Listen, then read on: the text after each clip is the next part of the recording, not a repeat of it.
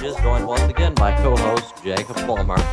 Jake, what in the world are we looking at today? Got a couple of good questions lined up for you, so let's go ahead and start off with what in the world question number 5. Why do humans crave belonging so deeply? Oh, well, that's a great question, Jake, and sort of one of those eternal questions, sort of existential questions, if you will, right down to, who are we? Why are we here? Why are we on the earth? Why were we created? Again, one of those fundamental existential questions. So, very big things here that we're talking about. Now, why do human beings crave belonging so deeply? Well, I would say that that is by design.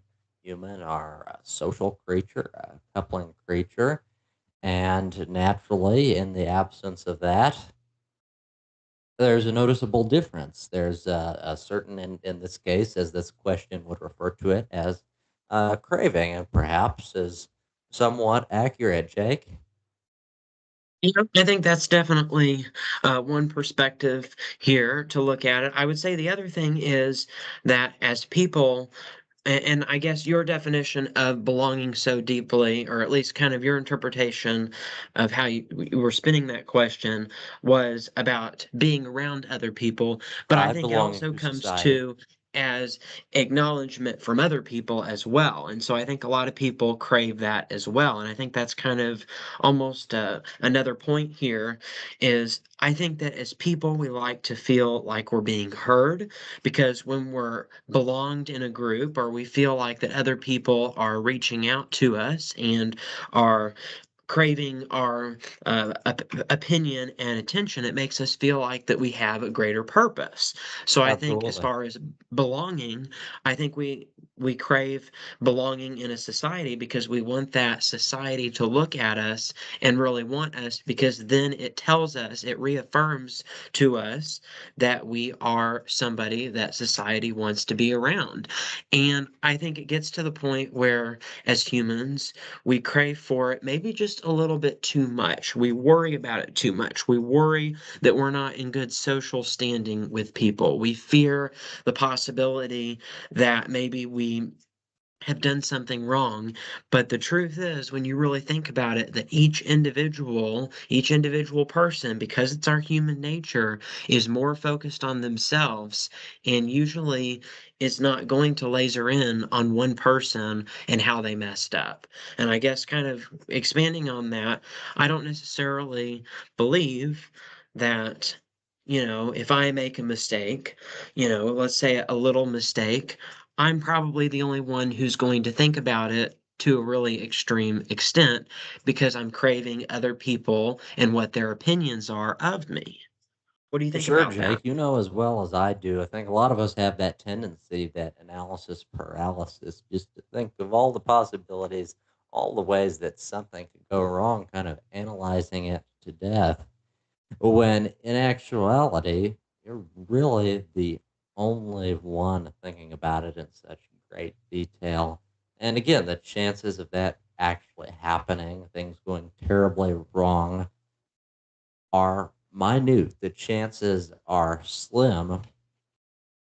Odds are, realistically, much better than they might appear. And Jake, as you mentioned, again, an important point there, of course, I guess the craving or the desire, as it were, for belonging, deep longing or deep craving, as it were, for this belonging in society, this type of thing. Again, as I mentioned, that is by design. That's natural and that's good. But as anything, it's possible to take it too far. It's possible for that to become a vice, as in anything, as sort of belonging to society, as with many things. That's something we could easily come to covet, to have a really disordinate desire for, and we don't want that. So we've got to keep it in check. And in actuality, Jake, tell me what your thoughts are on this. But my experience, one of the best ways on this in terms of accountability to keep yourself in check and things like this, tell me, am I overthinking this? Am I being stupid? are having a few close friends that will be brutally honest with you. And, tough love. When you're really saying something stupid, when you're really beating yourself up, or you're really doing something stupid, you're really harming yourself, they're going to tell you because it's what you need to hear. Jake? Yes, and that's why I think as people, as individuals, I think that we should be truth tellers, not necessarily sugarcoat tellers, if you know what I'm saying. Not necessarily Right. sugarcoat the truth, but just speak the truth, you know. And I think sometimes in society that we try, and this is not necessarily a bad thing. I think it's done with good intentions, but unfortunately, when we try to go into this mindset, I don't want to upset this person or I don't want to make them upset or worry or fear or, angry or whatever, something to that effect. We don't necessarily want to hurt them or whatever it is. Unfortunately, by withholding the truth of the matter or not telling them the truth of how we feel, we're holding back information that they really need.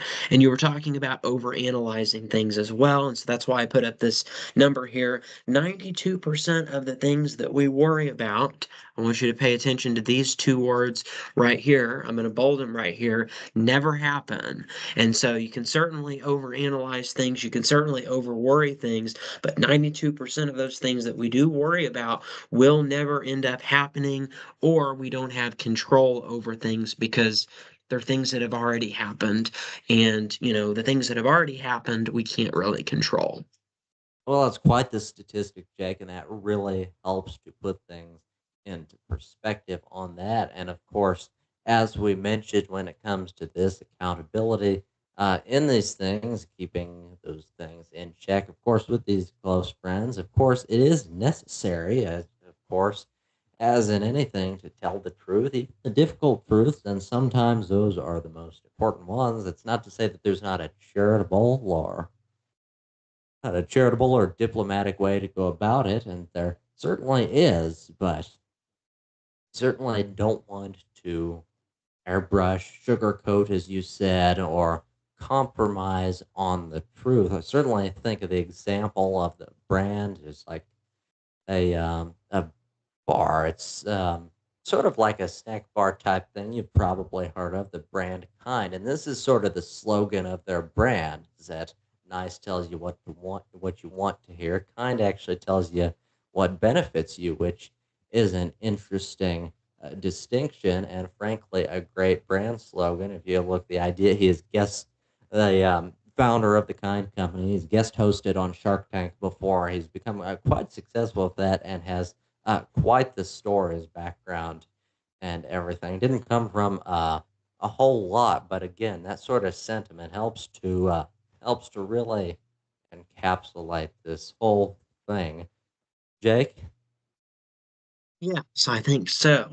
And so that will go ahead and that will lead us into our sixth question of our What in the World series here. What emotion is the hardest to hide? So, um, well, that's a great question, Jake. wow.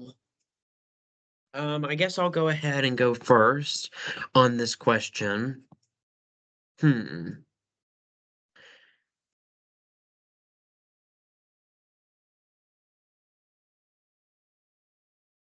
I think that joy and happiness.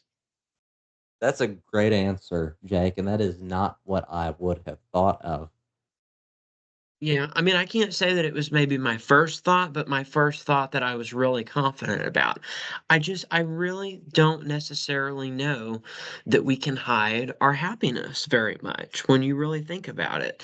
And I Right. understand that negative emotions may come up as the most likely as hardest to hide, but I would almost say that the lighter, happier ones are because we have maybe less of a reason to hide them, and another way to look at this Right. is if we're really mad at somebody, but we don't necessarily want to upset them or we don't want to be rude to them or something to that effect, it's pretty hard to, or it's pretty easy, I feel like, in most cases to hide that. But as far as happiness, when you're truly happy about something, Not only do I feel like it's hardest to hide, but I feel like it's something that we shouldn't really ever hide. I think Right. that's And on the something that we should contrary, never. Jake, I suppose what occurs first is not primarily that it's hardest to hide, because as you mentioned, you're not ordinarily trying to hide joy. But what occurs first to me, certainly, is that joy is one of the most difficult things to fake. It seems quite obvious when someone has a forced smile at times, when they're acting happy for the sake of it to be cordial, or whatever. But it seems somewhat easy to tell when there's joy about someone. You can tell it by their smile, by their eyes, and all. And again, it sort of just radiates, and again, seems one of those things that's quite difficult, if not impossible, to fake. And likewise, on the contrary, is the most difficult to hide. So that's, if I'm being honest, Jake, probably quite a bit better than my answer. What first came to mind is that this is a somewhat subjective question. And what occurred to me first was the emotion hardest to hide being disgust. In my case, things come to mind different occasions of having to choke down food that just wasn't great. And in my case, I've have ever since childhood had particularly bad gag reflexes whenever choking down this food. So many people perhaps are able to fake and be like, "Oh yes, yes, this is delicious, quite delicious. When can you make it for me next time?"